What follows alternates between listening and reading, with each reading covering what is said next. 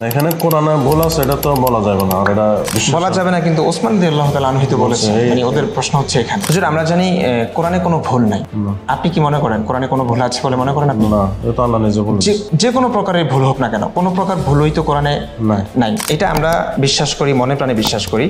আমি এই 20টা ভুলের সবগুলোর উত্তর দেব, কারণ আমি বইটা পড়েছি। আমি সবগুলোর উত্তর দেবো ইনশাআল্লাহ, ইনশাআল্লাহ। আপনার মনে হতে পারে এটা ব্যাকরণের ভুল, কিন্তু এটা ভুল নয়। আরেকটা কথা হচ্ছে, সাহাবায়ে কেরাম সত্যের মাপকাঠি কিনা, আপনি কি মনে করেন? সত্যের মাপকাঠি আমাদের আহলুস সুন্নাত ওয়াল জামাতের আকীদা হচ্ছে সাহাবায়ে কেরাম সত্যের মাপকাঠি, মানে তাদের যে কোনো একজনকে অনুসরণ করলে আমরা জান্নাত পাবো। হ্যাঁ, এবং জান্নাতের রাস্তা। হ্যাঁ, আমি আপনাকে একটা উদ্ধৃতি শোনাচ্ছি, তাফসিরে মাযহারি আল্লামা কাজী মুহাম্মদ সানাউল্লাহ পানিপথী, হাকিমাবাদ খানকায়ে মুজাদ্দিদিয়া প্রকাশনী 3য় খণ্ড, পৃষ্ঠা 348 থেকে 349। হযরত আয়েশা এবং হযরত আবান বিন উসমান বলেছেন, কথাটি লিখতে হতো এভাবে, আল মুকিমুনাস সালাহ, যারা সালাত প্রতিষ্ঠাকারী। সূরা মায়েদার মধ্যেও এরকম ভুল রয়েছে, যেমন এক স্থানে সাবিউন লেখা হয়েছে অথচ শব্দটি লেখা উচিত ছিল সাবিঈন। আরেক স্থানে লেখা হয়েছে হাজানি, যার শুদ্ধ লিখিত রূপ হাজাইনি। হযরত ওসমান বলেছেন, কোরআনে এরকম কিছু কিছু ভুল উচ্চারণের শব্দ লিপিবদ্ধ রয়েছে, যেগুলোকে আরববাসীরা পাঠ করার সময় সঠিকভাবে উচ্চারণ করে। আমি আবার বলছি, হযরত ওসমান বলেছেন, কোরআনে এরকম কিছু কিছু ভুল উচ্চারণের শব্দ লিপিবদ্ধ রয়েছে, যেগুলোকে আরববাসীরা পাঠ করার সময় সঠিকভাবে উচ্চারণ করে। তাকে প্রশ্ন করা হয়েছিল, আপনি শব্দগুলোকে শুদ্ধ রূপে লেখার ব্যবস্থা করেননি কেন? উত্তরে হযরত ওসমান বলেছিলেন, এভাবেই থাকতে দাও, এর মাধ্যমে হালালকে হারাম এবং হারামকে হালাল করা হয়নি। আচ্ছা, যাই হোক, এখন হযরত ওসমান তৃতীয় খলিফা, কত বড় জাজ্জাল সাহাবী, রাসূলের 2 মেয়ের জামাতা, উনি অত্যন্ত গুরুত্বপূর্ণ একজন ব্যক্তি ইসলামের। এবং আমরা যে কোরআন এখন পড়ছি, এটা কিন্তু ওসমান রাদিয়াল্লাহু তাআলা আনহু কর্তৃক সংকলিত কোরআন, এটা তো আপনি জানেন নিশ্চয়ই। সে ওসমান রাদিয়াল্লাহু তাআলা আনহু বলছেন যে কোরআনে এরকম কিছু কিছু ভুল উচ্চারণের শব্দ লিপিবদ্ধ রয়েছে। এই কথাটা আমার না, হযরত ওসমান বলেছেন। অথচ আমরা স্বাভাবিকভাবে জানি যে কোনো মানুষ যদি কোরআনে ভুল আছে বলে মনে করে, সে কাফের হয়ে যাবে, তার ঈমান থাকবে না। আপনার মনে হতে পারে এটা ব্যাকরণের ভুল, কিন্তু এটা ভুল নয়। ডক্টর নায়েক, আপনি বললেন যে কোরআন শরীফে নাকি কোথাও কোনো ভুল নেই। আমি কোরআনে 20টারও বেশি ভুল দেখতে পাচ্ছি, সেটা আরবি ব্যাকরণে। এখন তার কয়েকটা আমি আপনাকে বলছি। ইন্নাল্লাযীনা আমানু ওয়াল্লাযীনা হাদু ওয়াস-সাবিউন, এটা আছে সূরা বাকারায় আর সূরা হাজে। ইন্নাল্লাযীনা আমানু ওয়াল্লাযীনা হাদু ওয়াস-সাবিউন, এখানে কোনটা ঠিক, সাবিউন নাকি সাবিউন? 1 নম্বর। 2 নম্বর হলো, কোরআনে আছে, হ্যাঁ, কিন্তু এছাড়াও আরো আছে। সূরা তাহার 63 নম্বর আয়াতে ইন্না হাজানি লেসাহিরান, ভুল, ইন্না হাজাইনি লেসাহিরান। এটার কি ব্যাখ্যা দেবেন? এছাড়াও আমি আরো অনেক ভুলের কথা জানি। এক্সকিউজ মি, আমরা শুধু প্রথম প্রশ্নটা গ্রহণ করব, সময়ের অভাবে দ্বিতীয় প্রশ্নটা গ্রহণ করতে ঠিক আছে, ঠিক আছে। ভাই, আপনি খুব সুন্দর একটা প্রশ্ন করেছেন।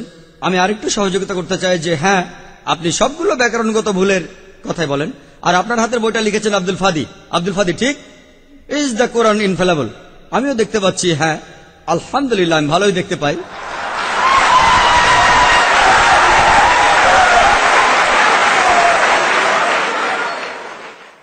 আমি এই 20টা ভুলের সবগুলোর উত্তর দেব, কারণ আমি বইটা পড়েছি। আমি সবগুলোর উত্তর দেবো ইনশাআল্লাহ, ইনশাআল্লাহ। 1 নম্বর পয়েন্ট ভাই, 1 নম্বর পয়েন্ট। এখানে 1 নম্বর পয়েন্ট হলো যে আরবির সব ব্যাকরণ এসেছে কোরআন থেকে। কোরআন হলো সর্বোচ্চ আরবি বই, যে বইটাতে সবচেয়ে উঁচু মানের সাহিত্য আছে। আরবি ভাষার সব ব্যাকরণ এসেছে কোরআন থেকেই।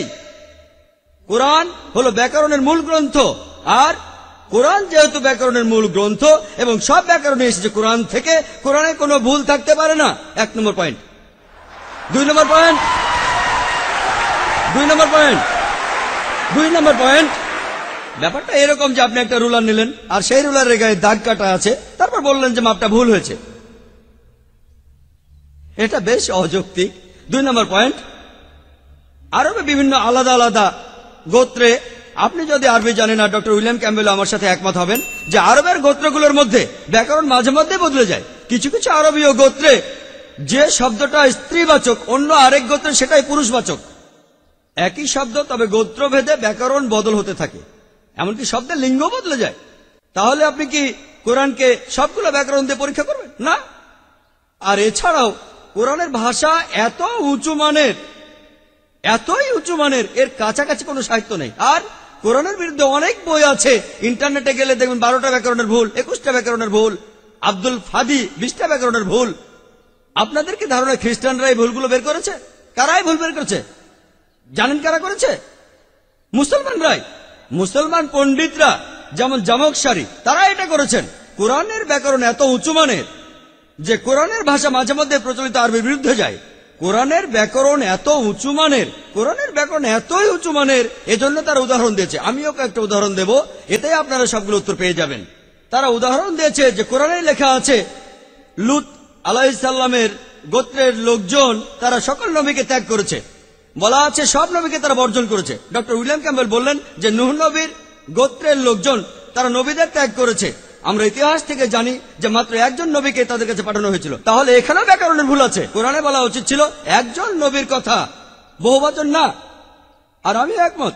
আর আমার আপনার মতো লোকের কাছে মনে হবে এটা ব্যাকরণের ভুল। কিন্তু যদি আপনারা আরবদের লেখা বইগুলো পড়ে থাকেন, কোরআনের আসল সৌন্দর্য কি? সৌন্দর্যটা হলো কোরআনে কেন একজন নবীর কথা না বলে নবীদের কথা বলা হয়েছে। আপনারা জানেন কেন? কারণ আমরা জানি যে সব নবীদের হেদায়েতের বাণী মূলত একটাই, যে ঈশ্বর একজনই, তাওহীদের বাণী, আল্লাহ সুবহানাহু ওয়া তাআলার বাণী। লূত আলাইহিস সালামের লোকজন এবং নূহ আলাইহিস সালামের লোকজন তাদের নবীকে ত্যাগ করেছিল, আর পরোক্ষভাবে নিজেদের নবীকে ত্যাগ করে তারা সব নবীদেরই ত্যাগ করেছিল।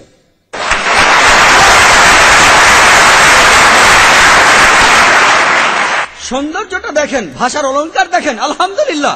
একইভাবে নূর সারওয়ার নামে একজন বলেছেন যে কোরআন বলছে কুন ফা ইয়াকুন, হ বললে হয়ে যায়।